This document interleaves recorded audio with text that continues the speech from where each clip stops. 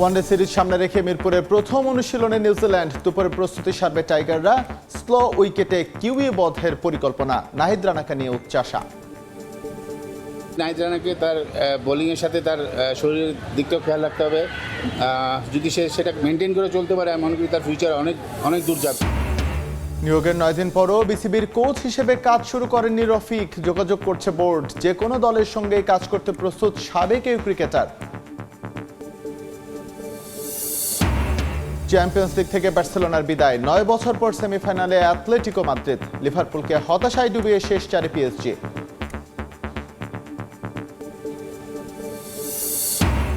এবং মিউনিখে রোমাঞ্চকর রাতের অপেক্ষা, চ্যাম্পিয়ন্স লিগের ফিরতি লিগে রিয়ালের সামনে বায়ার্ন। বাঁচা মরার ম্যাচে বড় জয় চায় লস ব্ল্যাঙ্কোস, সতর্ক আর্সেনালের প্রতিপক্ষ স্পোর্টিং।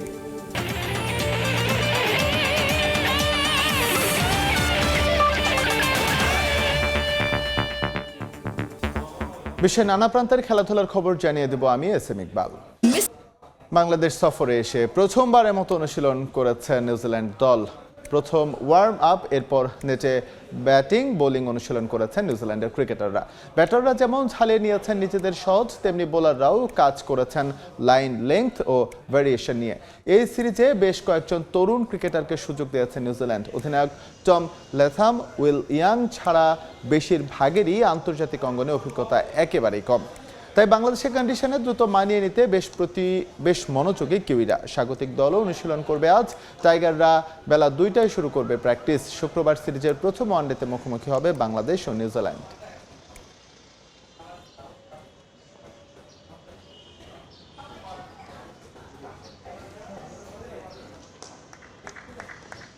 এই মুহূর্তে মিরপুর শেরে বাংলা জাতীয় ক্রিকেট স্টেডিয়ামে আছেন রিপোর্টার তামিম হোসেন। সবশেষ খবর জানতে সরাসরি যাচ্ছি তার কাছে।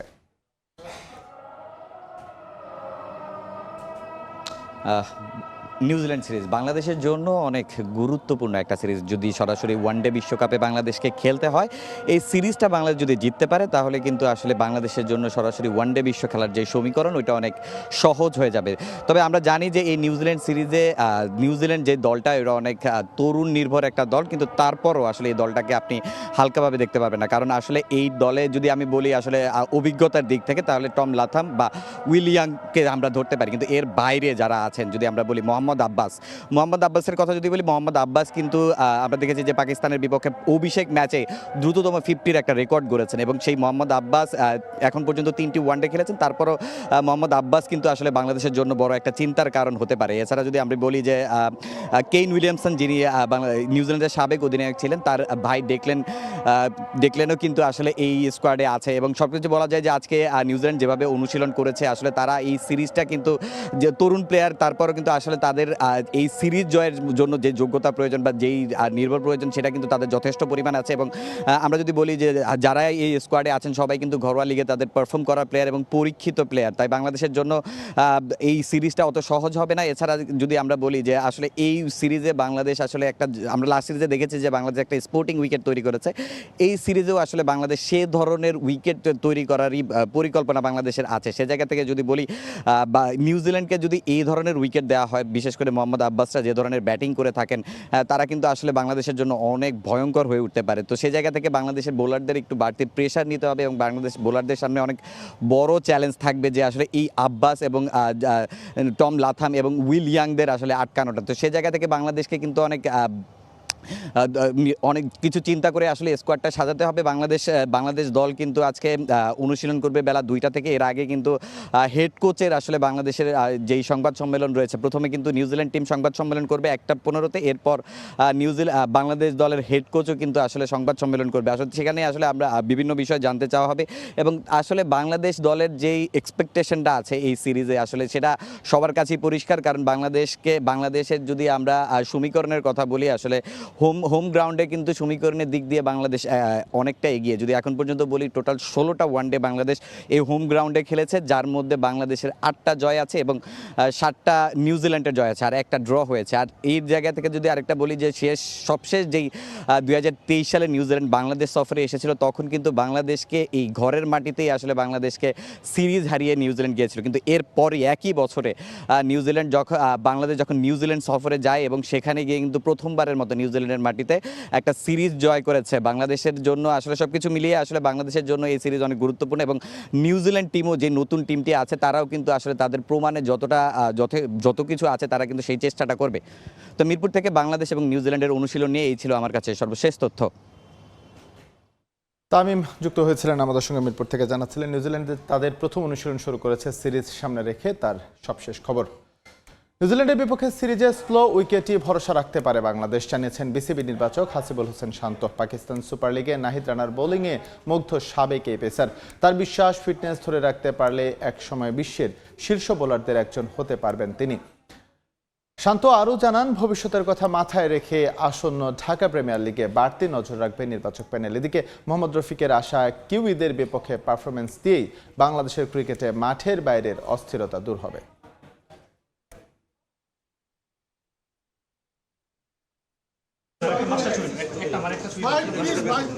ক্রিকেট বোর্ডে কত খেল, ভেঙে গেছে আমিনুল ইসলাম বুলবুলের বোর্ড।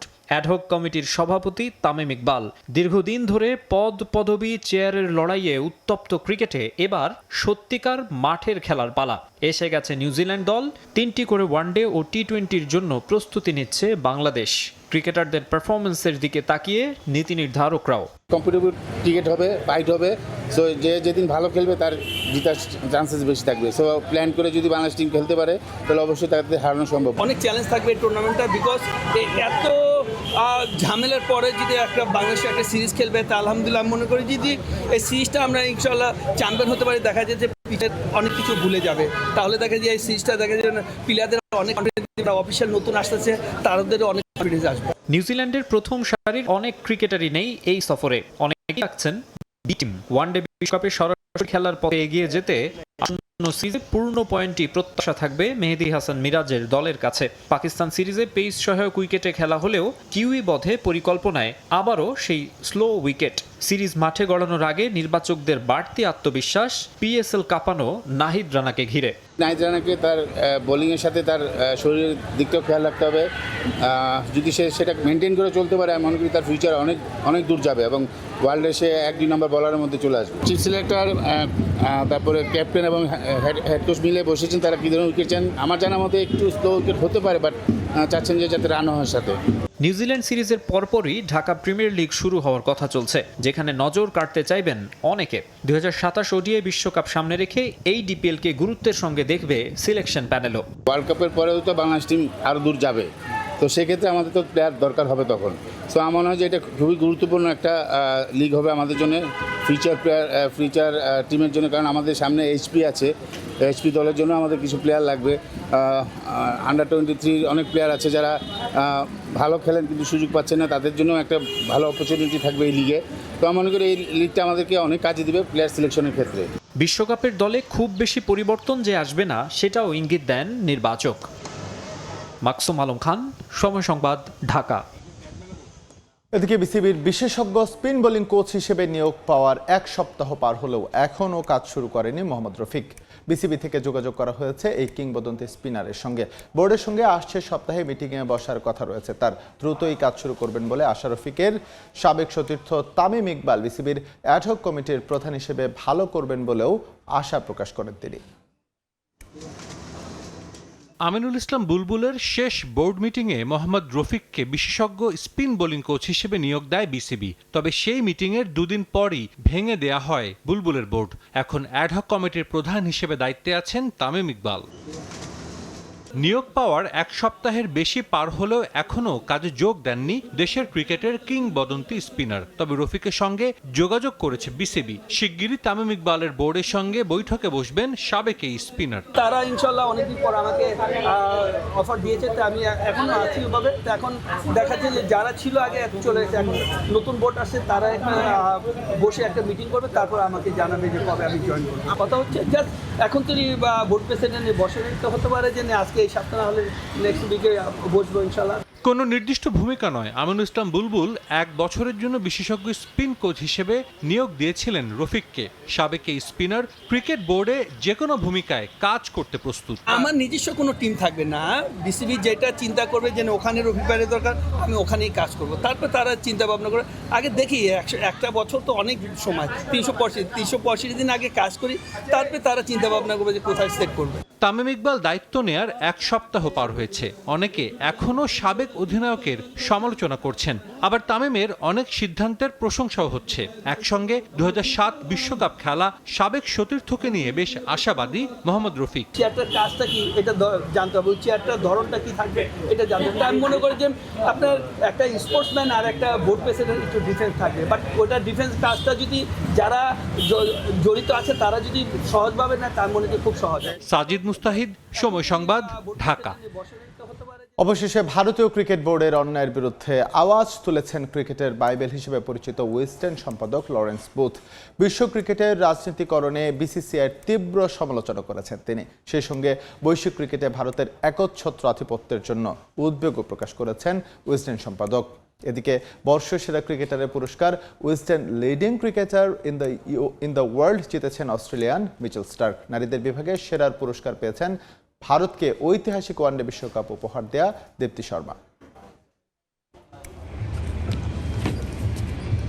ভারত পাকিস্তান দুই দেশের রাজনৈতিক বৈরী সম্পর্কের প্রভাবে গেল কয়েক বছর ধরে উত্তপ্ত বিশ্ব ক্রিকেট। ভারতের দাদাগিরিতে প্রতিটি আসরেই টিম ইন্ডিয়ার জন্য হয় এক নিয়ম, অন্য দলগুলোর ক্ষেত্রে আরেক। বিশ্বকাপ বা এশিয়া কাপ, বৈশ্বিক যে কোনো আসরেই ভারতীয় ক্রিকেট বোর্ডের একচ্ছত্র আধিপত্যে অন্য দলগুলোকে অসহায় আত্মসমর্পণ করতে হয়। ভারতের বিশাল বিজ্ঞাপন বাজারের কারণে আর্থিক ক্ষতির ভয়ে মুখ খুলতে চায় না কোনো দেশ। গত বছর এশিয়া কাপের আগে দুই দেশের রাজনৈতিক বৈরী সম্পর্কের কারণে আসর মাঠীকরণও নিয়েছিল চরম অনিশ্চয়তা। এমনকি ভারত পাকিস্তান হাই ভোল্টেজ ম্যাচে ভারতীয় অধিনায়ক সূর্যকুমার যাদব হাত মেলাননি পাকিস্তান অধিনায়কের সঙ্গে। ম্যাচ জয়ের পর সেটা উৎসর্গ করেন ভারতের সশস্ত্র বাহিনীকে। এমনকি বয়সভিত্তিক দলেও ছিল একই ঘটনা। এবছর টি-20 বিশ্বকাপের আগে তা ছাড়িয়ে যায় আগের সব বিতর্ককে। বাংলাদেশে সনাতন ধর্মাবলম্বীকে হত্যার দায় হঠাৎ করে নিরাপত্তার অজুহাতে মুস্তাফিজকে বিদায় করে দেয় আইপিএল এর দল কলকাতা নাইট রাইডার্স। নিরাপত্তার কারণ দেখিয়ে বাংলাদেশ তাদের ম্যাচগুলো শ্রীলঙ্কায় স্থানান্তরের অনুরোধ করলেও বিসিসিআই তাদের স্বার্থে আঘাত হানায় বাংলাদেশের পরিবর্তে বিশ্বকাপে খেলার সুযোগ দেয় স্কটল্যান্ডকে। প্রতিনিয়ত ভারতের এমন আধিপত্যে উদ্বেগ প্রকাশ করেছেন উইজডেন সম্পাদক লরেন্স বুথ। 163তম সংস্করণে তিনি জানান, দিন দিন ভারতের ক্রিকেট বোর্ডের আধিপত্য বেড়েই চলছে। উইজডেন ভারতের ক্রিকেট বোর্ডকে বর্ণনা করেছেন ভারতের ক্ষমতাসীন দল বিজেপির ক্রীড়াঙ্গনের সহায়ক সংস্থা হিসেবে। ক্রিকেটের বাইবেল হিসেবে পরিচিত উইজডেন সম্পাদকের বিস্ফোরক এই মন্তব্যে কতটা টনক নড়বে বিসিসিআই-এর সে প্রশ্ন রয়েই যাচ্ছে। এদিকে 2025 সালে বর্ষসেরা ক্রিকেটারের নাম প্রকাশ করেছে উইজডেন। গত বছর দুর্দান্ত পারফর্ম করে বর্ষসেরা ক্রিকেটার নির্বাচিত হয়েছেন অস্ট্রেলিয়ান পেসার মিচেল স্টার্ক। গত বছরটা স্বপ্নের মতো ছিল তার। পুরো পঞ্জিকা বর্ষে 11 টেস্টে 17.32 গড়ে নেন 55টি উইকেট। অ্যাশেজ সিরিজের প্রথম 2 টেস্টে 18 উইকেট নিয়ে সিরিজ জয়ে রাখেন বড় ভূমিকা। তাই তো Wisden leading cricketer in the world নির্বাচিত হয়েছেন স্টার্ক। ভারতের ঐতিহাসিক নারী বিশ্বকাপ জয়ে বড় ভূমিকা ছিল দীপ্তি শর্মার। টুর্নামেন্ট সেরার পুরস্কার ঝুলিতে পুড়েছিলেন তিনি। পুরো আসরে 215 রানের সঙ্গে নেন 22 উইকেট। তাই তো নারীদের leading cricketer in the world নির্বাচিত হয়েছেন দীপ্তি। পারভিন আক্তার, সময় সংবাদ। চ্যাম্পিয়ন্স লিগের খবর। ঘুরে দাঁড়িয়েও শেষ রক্ষা হলো না বার্সেলোনার। চ্যাম্পিয়ন্স লিগের কোয়ার্টার ফাইনালের ফিরতি লিগে কাতালানদের কাছে 2-1 গোলে হেরেছে অ্যাটলেটিকো মাদ্রিদ। 2 লেগ মিলিয়ে 3-2 ব্যবধানের জয়ে 9 বছর পর সেমিফাইনালে রোজে ব্লাঙ্কোস।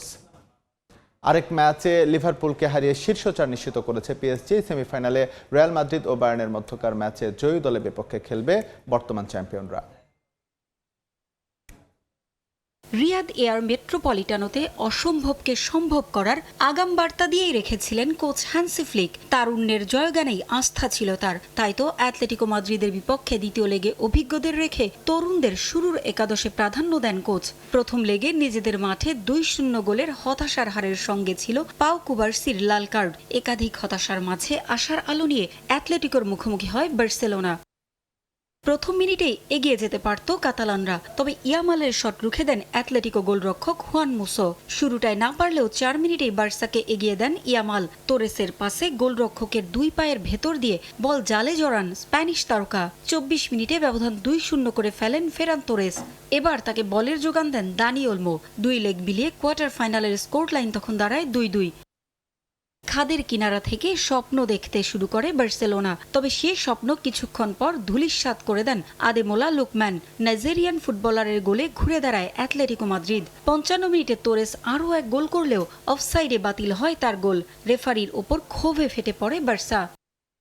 দ্বিতীয়ার্ধে আক্রমণের ধার বাড়াতে 68 মিনিটে তোরেস ও লোপেসকে তুলে রবার্ট লেভানডস্কি ও রাশফোর্ডকে নামান ফ্লিক। 79 মিনিটে বিপদ আরও বাড়ে তাদের। সরলতকে পেছন থেকে টেনে ধরায় লাল কার্ড পান এরিক গার্সিয়া। 10 জনের দলে পরিণত হয় কাতালানরা। শেষ দিকে রবার্ট লেভানডস্কি ও আরাউহোরা বার কয়েক ভালো আক্রমণ করেও কাঙ্ক্ষিত গোল পাননি। 59% বল দখলে রেখেও বার্সা পারেনি আর গোল করতে।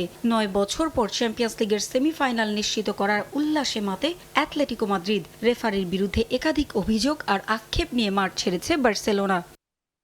বার্সার মতোই ভাগ্য ফেরেনি লিভারপুলের। ইপিএলে খারাপ সময় পার করা লিভারপুল নাটকীয় কিছুর আশায় অ্যানফিল্ডে নেমেছিল, তবে তাদের সেই আশায় পানি ঢেলে দিয়েছে পিএসজি। 15 এপ্রিল দিনটা এমনিতেই লিভারপুলের কাছে প্রিয়জন হারানোর শোকের দিন। 4 দশক আগে এই দিনে পদদলিত হয়ে মাঠে মারা যান 97 জন দর্শক। হিলসবোরো ট্র্যাজেডির 37তম বার্ষিকীতে বিশেষ ম্যাচের শুরুতেই পালন করা হয় 1 মিনিট নীরবতা। সমর্থকদের কষ্টের দিনটা আনন্দে রূপ দিতে পারেননি সালা, কোডি গাকপোরা। উল্টো 72 ও যোগ করার সময় জোড়া গোল করে পিএসজিকে সেমিফাইনালে তোলেন ব্যালন ডিওর জয়ী তারকা উসমান দেমবেলে। 2 লেগ মিলিয়ে প্যারিসের ক্লাবটির জয় 4-0 গোলে। পারভিন আক্তার, সময় সংবাদ। জ্বালানি পরিস্থিতি নিয়ে সচিবালয়ে ব্রিফ করছেন জ্বালানি বিভাগের যুগ্ম সচিব মনির হোসেন চৌধুরী। আমরা এখন সরাসরি যাচ্ছি সেখানে। আপনার কাছে যদি একটা মিনিট আমি ওনার উত্তরটা দিয়ে দিই, তাহলে উনি ইয়ে হবে, আমি আপনার কথা শুনবো। আপনি যেটা বলেন, আপনার কাছে যদি সুনির্দিষ্ট কোনো এরকম তালিকা থাকে যে অমুক পাম্পে তেল দেওয়া হয়নি, তাহলে এটা আমাকে একটু দেন। আমি একটু বলি, যেমন ধরুন ট্রাস্টের গতকালকে চিত্রটাই আপনাকে বলি। এখানে তো লাইন অনেক লম্বা। আমরা 28 ফেব্রুয়ারির আগে আমরা দেখেছি যে ওনাদের 50 থেকে 54,000 লিটার অকটেন লাগে, মূলত অকটেনের জন্য এই লাইনটা। আমরা গতকাল ওনাদেরকে খুব সম্ভবত 80,000 প্লাস লিটার সরবরাহ করেছি। Am I clear to you? তো এখন বাকিটা আপনারা একটু বুঝে নেবেন যে এখন আসলে এটা প্যানিকটা আছে। তবে আমার ধারণা যে আপনাদের মাধ্যমে যে মেসেজটা আমরা বারবার দিচ্ছি, এটা হয়তো জনগণ আস্তে আস্তে বুঝতে পারবে।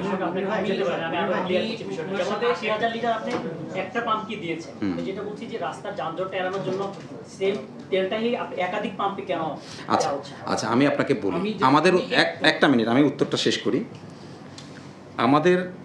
আমরা কিভাবে কার্যক্রমটা পরিচালনা করছি, আপনাদের মাধ্যমে বারবার বলছি যে গত বছর এই সময়ে আমরা যে তেল দিয়েছি তার চেয়ে 1 লিটার তেলও আমরা কাউকে কম দিচ্ছি না, ঠিক আছে?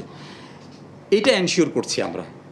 এখন এর পরেও দেখা যাচ্ছে যে কোথাও জটটা আছে, এটা অস্বীকার করার কোনো সুযোগ নেই, আছে। কিন্তু সেটা আসলে আমি যেটা বললাম যে এটা প্যানিক থেকে হতে পারে, এটা মজুদের কারণে হতে পারে, এটা আপনারা জানেন, আপনারা অনেককেই প্রশ্ন করেন। আমার মনে হয় যে আপনারা এর উত্তর খুঁজে পাবেন।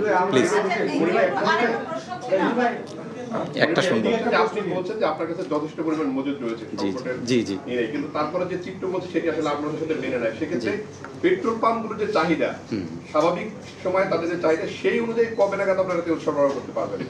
আচ্ছা, চাহিদাটা আমি আপনাদেরকে বলেছি যে চাহিদাটা মেজার করা যাচ্ছে না, চাহিদা অপরিসীম।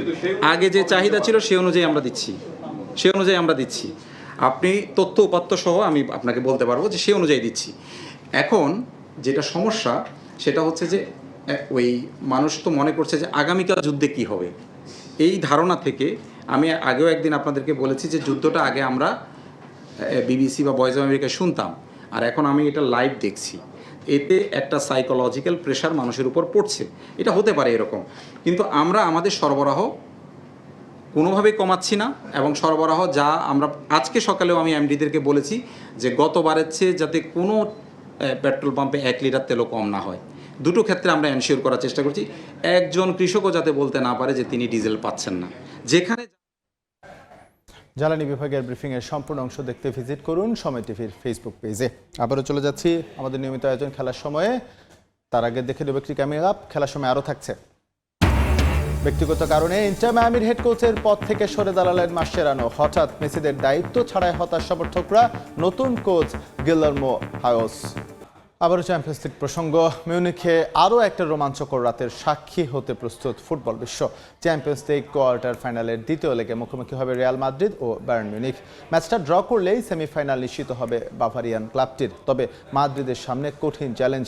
সেরা আচারে যেতে হলে জিততেই হবে অন্তত 2 গোলের ব্যবধানে। ম্যাচটাকে তাই ফাইনালের সঙ্গে তুলনা করছেন লস ব্ল্যাঙ্কোস তারকা জুড বেলিংহাম। অন্যদিকে সেরাটা দিয়েই বার্নাব্যুর পর নিজেদের মাঠে জিততে চায় Bayern coach Vincent Kompany. Allianz অ্যারেনায় ম্যাচ শুরু আজ রাত 1টায়। খাদের কিনারায় দাঁড়িয়ে রিয়াল মাদ্রিদ কোপা দেল রে থেকে আগেই বিদায় নিয়েছে লস ব্লাঙ্কোস। লা লিগায় চিরপ্রতিদ্বন্দ্বী বার্সেলোনার চেয়ে 9 পয়েন্ট পিছিয়ে শিরোপার স্বপ্ন প্রায় শেষ। মৌসুমে একমাত্র ট্রফি জয়ের সুযোগ চ্যাম্পিয়ন্স লিগে, সেখানেও এখন পর্বত ডিঙানোর চ্যালেঞ্জ এমবাপ্পে বেলিংহ্যামদের। প্রথম লেগে সান্তিয়াগো বার্নাবুতে বায়ার্ন মিউনিখের কাছে 2-1 ব্যবধানে হেরে যাওয়ায় সেমিফাইনালের টিকিট পেতে অ্যালিয়েন্স অ্যারেনায় অসম্ভবকে সম্ভব করতে হবে আলভারো আরবেলোয়ার শিষ্যদের। বায়ার্ন মিউনিখ বর্তমানে যে ফর্মে আছে তাতে কাজটা যে মোটেও সহজ হবে না তা বলাই যায়। ম্যাচটাকে সর্বোচ্চ গুরুত্ব দিচ্ছে রিয়াল মাদ্রিদও। কোনোভাবেই ট্রফিলেস একটা মৌসুম পার করতে চায় না ইউরোপের রাজারা। তাই ম্যাচটা ফাইনালের মতোই গুরুত্বপূর্ণ রিয়ালের কাছে। বর্তমান পরিস্থিতির কথা বিবেচনা করলে এই ম্যাচটি আমাদের জন্য ফাইনালের মতো এবং মনে হচ্ছে সবকিছুই এই একটি ম্যাচের উপর নির্ভর করছে। আমাদের এমন মানসিকতা নিয়ে মাঠে নামতে হবে যে এটাই সব পাওয়ার বা হারানোর শেষ ম্যাচ। আমরা চ্যাম্পিয়ন্স লিগে ভালো করতে পারি এবং সেমিফাইনালের লড়াইয়ে টিকে থাকতে পারি, তবে লিগের ব্যর্থতা কিছুটা হলেও আড়ালে চলে যাবে। রিয়ালের জন্য সবচেয়ে বড় স্বস্তির খবর কিলিয়ান এমবাপ্পের ফিটনেস। ম্যাচের আগে অনুশীলন করেছেন ফ্রেঞ্চ তারকা। প্রথম লেগে শতভাগ ফিট না থাকায় নিজের ছায়া হয়েছিলেন বিশ্বকাপ জয়ী ফুটবলার। তবে কোচ নিশ্চিত করেছেন এমবাপ্পে এখন পুরোপুরি ফিট এবং মিউনিখে শুরু থেকেই তাকে পাওয়া যাবে। রেকর্ড 15 বারের চ্যাম্পিয়নরা লড়াকু মানসিকতা নিয়েই বায়ার্নের দুর্গে আঘাত হানতে প্রস্তুত। ইনজুরি আছে রদ্রিগো চুয়ামেনি ও গোলরক্ষক থিবো কৌর্তোয়ার। অন্যদিকে ঘরের মাঠে বেশ ফুরফুরে মেজাজে আছে ভিনসেন্ট কম্পানির বায়ার্ন মিউনিখ। প্রথম লেগের জয় এবং গত জানুয়ারি থেকে অপরাজিত থাকার রেকর্ড তাদের মানসিকভাবে এগিয়ে রাখছে। সেন্ট পাউলিকে 5-0 গোলে উড়িয়ে বুন্দেসলিগায় নিজেদের শক্তির মহড়া দিয়েছে বাভারিয়ানরা। তবে রিয়ালের সামর্থ্য সম্পর্কে জানা আছে তাদের। কোনোভাবেই মাদ্রিদ জায়ান্টদের হালকাভাবে নেয়ার সুযোগ নেই। বার্নাবু থেকে জয় নিয়ে ফেরাই আমাদের আত্মবিশ্বাস বেড়েছে। এখন আমাদের অ্যালিয়েন্স অ্যারেনায় নিজেদের প্রমাণ করতে হবে। রিয়ালের খেলার যে মান, তারা যে কোনো সময় বিপজ্জনক হয়ে উঠতে পারে। আমাদের নিজেদের খেলায় মনোযোগ দিতে হবে, মাঠে আরো ক্ষিপ্র হতে হবে। জয়ই আমাদের মূল লক্ষ্য। হ্যারি কেইন, মাইকেল ওলিস, লুইস দিয়াজদের নিয়ে সেরা আক্রমণ ভাগ বাভারিয়ানদের। গোলরক্ষক ম্যানুয়েল নয়ারও দুর্দান্ত পারফর্ম করেছিলেন প্রথম লেগে। এ মৌসুমে সব প্রতিযোগিতা মিলিয়ে 45 ম্যাচের মধ্যে 39টিতেই জয় পেয়েছে বায়ার্ন মিউনিখ। তবুও সতর্ক বেলজিয়ান কোচ। বায়ার্ন শিবিরে ইনজুরি আছে midfielder Karl, forward Serge Gnabry. Real Madrid ও বায়ার্ন মিউনিখের পরিসংখ্যানে চোখ রাখলে দেখা যায় দুদল মুখোমুখি হয়েছে 29টি ম্যাচে। এর মধ্যে লস ব্লাঙ্কোস জয় পেয়েছে 13 বার, বায়ার্ন জিতেছে 12টি ম্যাচ, ড্র হয়েছে 4টি। পারভিন আক্তার, সময় সংবাদ। ইন্টার মায়ামির হেড কোচের পদ থেকে সরে দাঁড়ালেন হাভিয়ের মাসচেরানো। 2025 সালের জানুয়ারিতে ডেভিড বেকহ্যামের মালিকানাধীন ক্লাবে যোগ দিয়েছিলেন মাসচেরানো। তার অধীনেই গত মৌসুমে প্রথমবারের মতো লিগ শিরোপা জয় করে মেজর লিগ সকার ক্লাবটি। MLS কাপের পাশাপাশি জিতেছেন ইস্টার্ন কনফারেন্স চ্যাম্পিয়নশিপও। যুক্তরাষ্ট্রের প্রথম ক্লাব হিসেবে গত বছর ফিফা ক্লাব বিশ্বকাপের নকআউট রাউন্ডে উঠে Inter Miami. Lionel Messi, Luis Suarez, Rodrigo De Paul, Sergio Busquets, Jordi আলবার মতো তারকা থাকলেও দল ব্যবস্থাপনায় কোনো সমস্যা হয়নি আর্জেন্টিনার সাবেক ফুটবলারের। তবে হুট করে ব্যক্তিগত কারণ দেখে বিদায় বলে দিলেন তিনি। দ্য হেরল্ডসের অন্তর্বর্তীকালীন কোচ হিসেবে দায়িত্ব পালন করবেন গিলার্মো হায়োস। বাংলা বর্ষবরণ উপলক্ষে ঝিনাইদহের শৈলকুপায় অনুষ্ঠিত হয়েছে গ্রাম বাংলার ঐতিহ্যবাহী লাঠি খেলা। উপজেলার বেনিপুর মাধ্যমিক বিদ্যালয় মাঠে বিভিন্ন ভিন্ন এক আবহের সৃষ্টি হয়। মনোমুগ্ধকর লাঠি খেলা দেখতে পেরে খুশি দর্শনার্থীরা। প্রতি বছর এমন আয়োজন করার দাবি তাদের। ঝিনাইদহ থেকে লোটাস রহমান সোহাগের রিপোর্ট, ছবি তুলেছেন রামিম খান।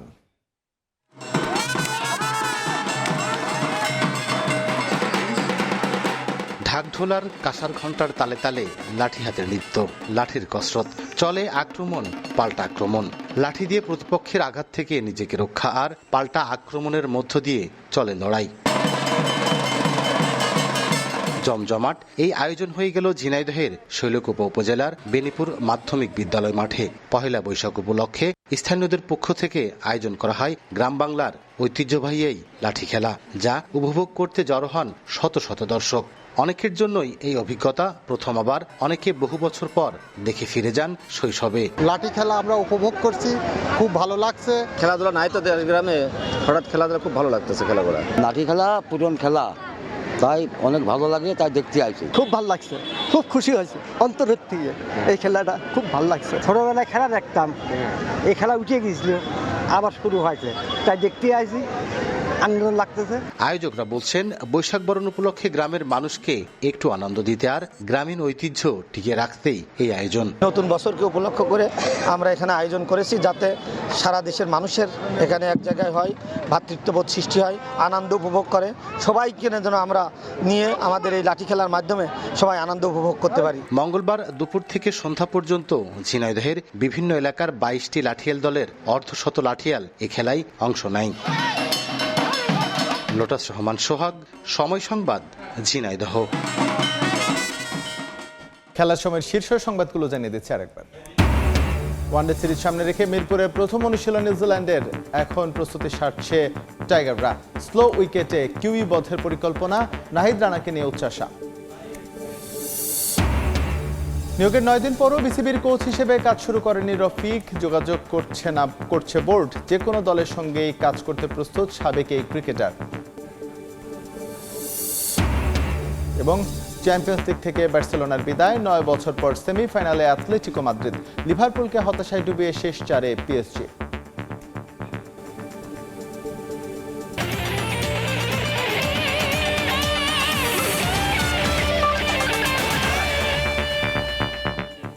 এই ছিল খেলার সময়। এরপর দুপুরের সময়ের সঙ্গে থাকবেন আলিশা ইসলাম। ধন্যবাদ ইকবাল। দুপুরের সময় নিয়ে আসছি কিছুক্ষণ পর, সঙ্গে থাকুন সময়।